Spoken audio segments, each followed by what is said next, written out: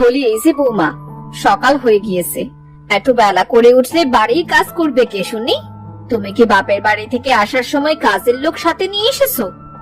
এই তো মা, আমি এক্ষুনি সব কাজ করে দিচ্ছি।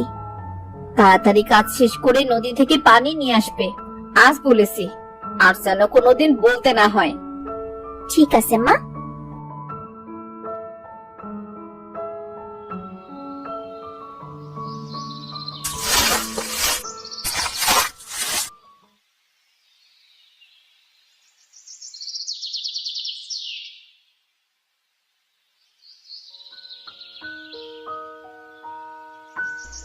মা, সব কাজ শেষ হয়ে গিয়েছে মা। সব কাজ শেষ মানে? রান্না কি তোমার মরা মা এসে করে দেবে? ছেলেটা আমার কি দেখেছে এই গরিব মেয়েটিকে বিয়ে করলো? মনে করেছিলাম ছেলেকে বিয়ে দিয়ে আমার অভাবটা একটু কম হবে, কিন্তু তা তো না।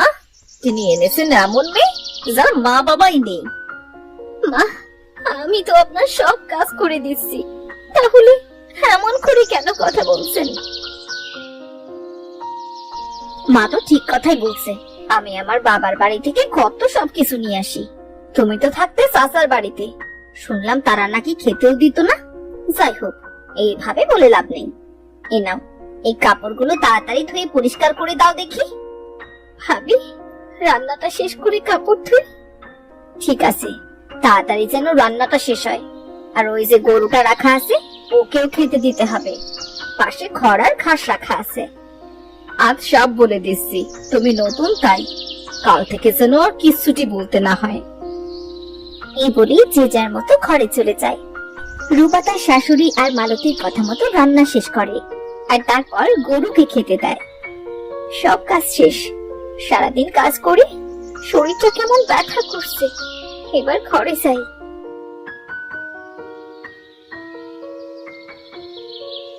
রূপা যখন ঘরে যায়, তখন মাঠ থেকে সজল আসে।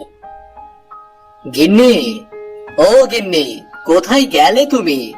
আজ যেন রোদটা একটু বেশি পড়েছে, সূর্য যেন পাল্লা দিয়ে আলো দিচ্ছে।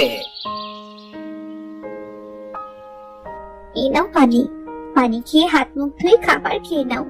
সকালে তো সূর্য ওঠার আগেই মাঠে চলে গিয়েছো। বৃষ্টি না হওয়ায় ফসলের মাঠ সব ফেটে গিয়েছে, তাই কোনো ব্যবস্থা করতে পারি কিনা দেখতে গিয়েছিলাম। তোমার সাথে তেমন কোনো কথা বলতে পারিনি, কিছু মনে করো না গিন্নি।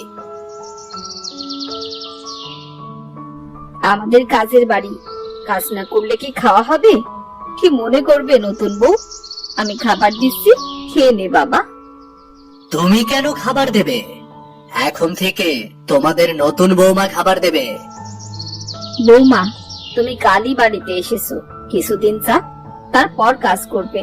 বাপ মা মরা মেয়ে, শুনেছি চাচা চাচি সারাদিন কাজ করিয়ে ঠিক মতো খেতেও দিত না। কত কষ্ট পেয়েছে মেয়েটা। তুই কলেজ যা তো। সারাদিন কত কাজ করলাম, কিন্তু মা বললো আমাকে কাজ করতে দেয় না।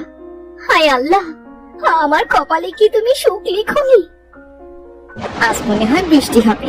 যাক, অবশেষে বিধাতার ডাক শুনেছেন। ভাবি, আমি আপনাকে সাহায্য করি, বলুন না জ্বালানিগুলো কোথায় রাখতে হবে? ছোট বউ, তোমাকে কাজ করতে হবে না, তুমি সজলের কাছে যাও, যা করার সব আমিই করছি। গিন্নি, আমি মাঠে যাচ্ছি, জমির আইল ঠিক করতে হবে, যাতে করে পানি না বের হয়ে যায়। ঠিক আছে। বলি, আয় মেয়ে, দাঁড়িয়ে না থেকে কাজ করো তো। জ্বালানিগুলো রান্নাঘরে রাখবে, হাঁস মুরগিগুলো তুলে ফেলো, আমি ঘরে যাচ্ছি। ঠিক আছে ভাবি।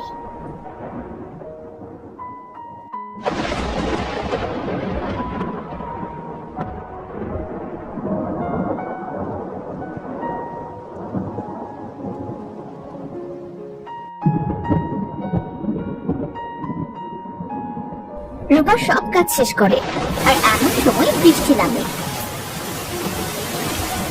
এত জ্বালানি একা তুলে শরীরটা যে বড্ড ব্যথা করছে।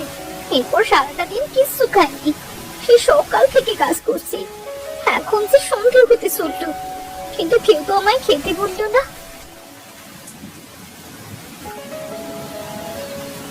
রূপা তার শাশুড়ির কাছে যায়। মা, আসলে আমার খুব খিদে পেয়েছে, সারাদিন কিছু খাইনি তো, যদি দুটো। বলি, নতুন বউ হয়ে খাবার চাইতে এসেছো?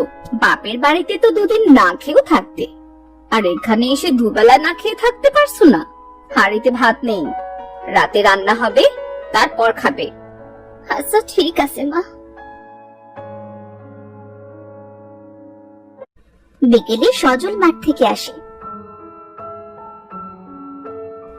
মা, ভাবি, আমাকে পাশের গ্রামে যেতে হবে। রহিমের মা খুব অসুস্থ, খবর পাঠিয়েছে। এখন তো বৃষ্টি কম হয়েছে, আমার আসতে 2 দিন সময় লাগবে। তোমরা রূপাকে দেখে রেখো, মেয়েটা কাল এবারে এসেছে মাত্র। ঠিক আছে, বেশি করে টাকা নিয়ে যা। পাশের গ্রামে সব রকমের সবজির বীজ পাওয়া যায়, আসার সময় নিয়ে আসিস তো। ঠিক আছে মা। গিন্নি, আমি আসছি। তুমি সব সময় মায়ের কাছে থেকো, তাহলে তোমার ভালো লাগবে।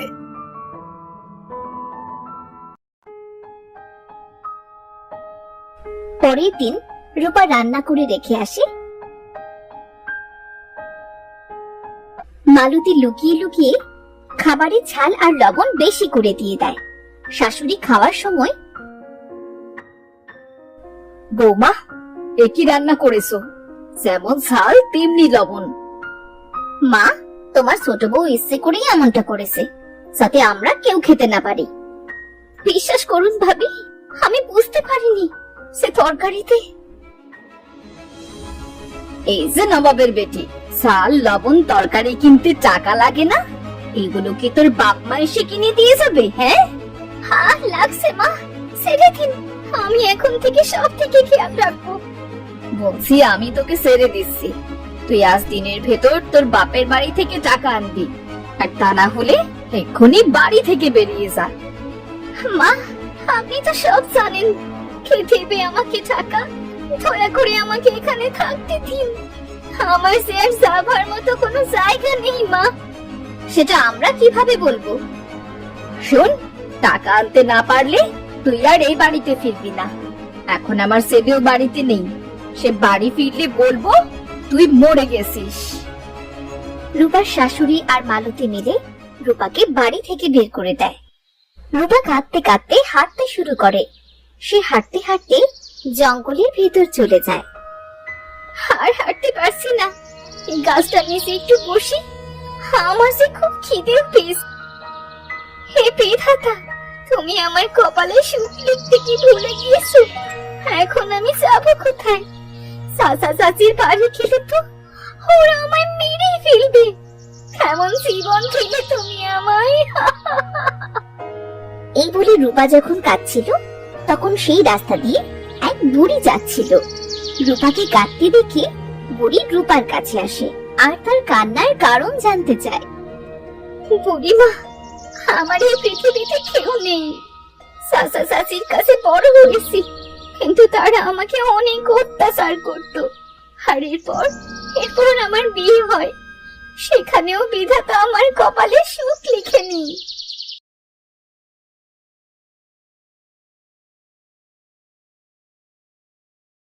তোর কষ্টের কথা শুনে আমার চোখে পানি চলে এলো রে।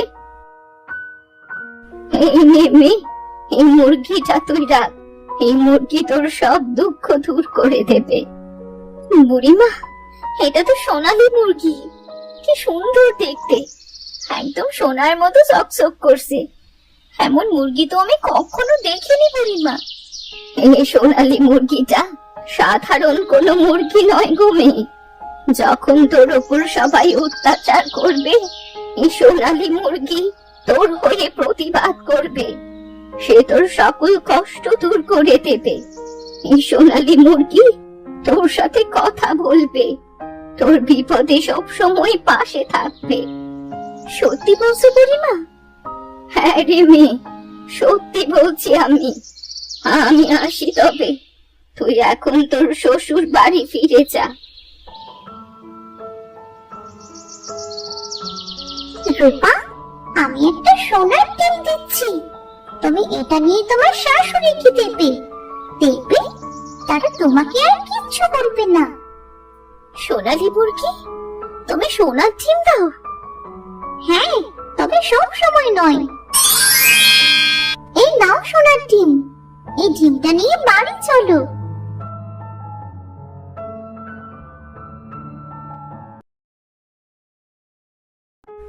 রূপা সোনালী মুরগির কথা মতো ডিম ও সোনালী মুরগি নিয়ে বাড়ি ফিরে আসে। আরে এই মেয়ে, তুই আবার বাড়ি এসেছিস? তার টাকা এনেছিস সাথে? মা, আমি একটা সোনার ডিম এনেছি। এই রে মা। আরে তাই তো, এই ডিম বিক্রি করলে অনেক দিন বসে খেতে পারবো। আমাদের আর কিছুর জন্য কষ্ট পেতে হবে না। মা, আপনি তো আমাকে তুই করে বলছিলেন, এখন আবার তুমি? মা, ও মা, দেখেন আপনার ছোট বৌমা কত সুন্দর একটা সোনালী মুরগি এনেছে। এত সুন্দর মুরগি তো আমি আগে কখনো দেখিনি। মা, এই মুরগিটা আমি নেব। ঠিক আছে বড় বউ, ঠিক আছে। ছোট বউ, তোমার মুরগিটা বড় বউকে দাও। মা, এই মুরগিটা আমার খুব শখের মুরগি, আমি এটা দিতে পারবো না। মা, মায়ের মুখে মুখে কথা বলছো তুমি? এই সোনালী মুরগি তুমি দেবে, তোমার বাপেও দেবে। রূপার সাথে কাড়াকাড়ি করে মালতী মুরগিটা নিয়ে নেয়। ভাবি, আমার মুরগিটা দিয়ে দিন, এখন থেকে এই মুরগিটা আমার। এই বলে মালতী মুরগিটি নিয়ে ঘরের দিকে যাচ্ছিল। ঠিক তখনই সোনালী মুরগি মালতীর হাতে মুখে সহ সারা শরীরে ঠোকর দিতে শুরু করে। বাঁচাও, কে আছো বাঁচাও, এই বজ্জাত মুরগিটা আমাকে মেরে ফেললো, বাঁচাও। এই বজ্জাত মেয়ে, কি মুরগি এনেছো তুমি? মেয়েটাকে তো মেরেই ফেলবে। সোনালী, আমার কাছে আয়, ছেড়ে দে উনাকে। চল আমার ঘরে যাই, তোর তো আবার ক্ষুধা পেয়েছে তাই না?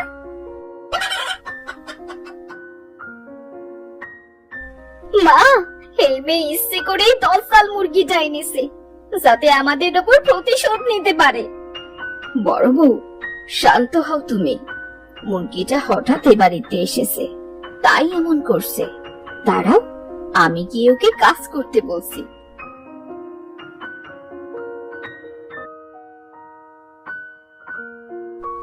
এই কি ছোট বউ, তোমার সোনালী মুরগিকে খাবার খাওয়াচ্ছ? ওদিকে বাড়ির কাজ করবে কে? মা, আমি তো আপনাদের কথা মতো টাকার ব্যবস্থা করে দিয়েছি, এখন এসব কাজ করব কেন? আমি তো নতুন বউ, এখন সংসারের কাজ আমি কেন একা করব? এই মেয়ে, টাকার ব্যবস্থা করে দিয়েছো তাতে কি? তুমি গরিবের মেয়ে, তাই বাড়ির সব কাজ তুমিই করবে। আর এই বজ্জাত মুরগিটাকে কেন খাবার দিয়েছো তুমি? হ্যাঁ, ওরে বাবারে, পড়ে গেলাম রে, কে আছো বাঁচাও।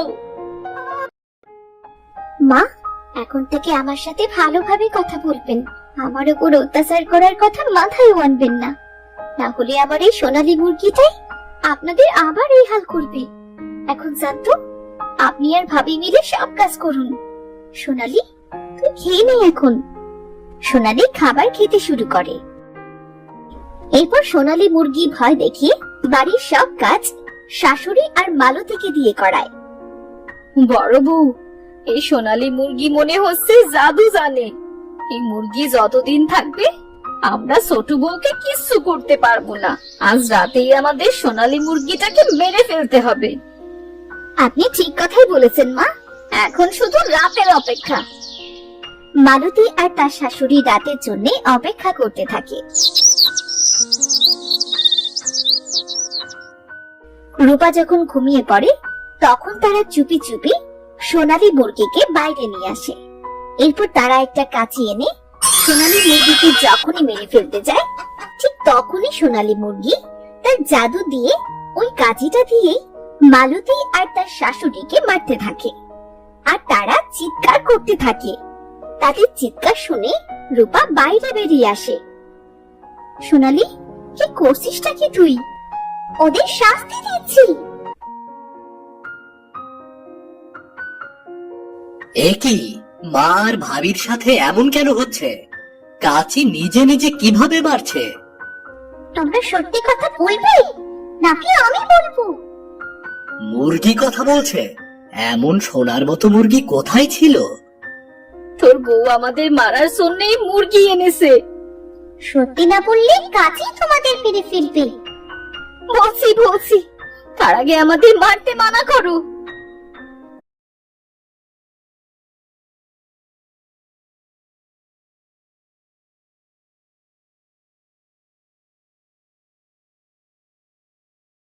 ছি মা, ছি।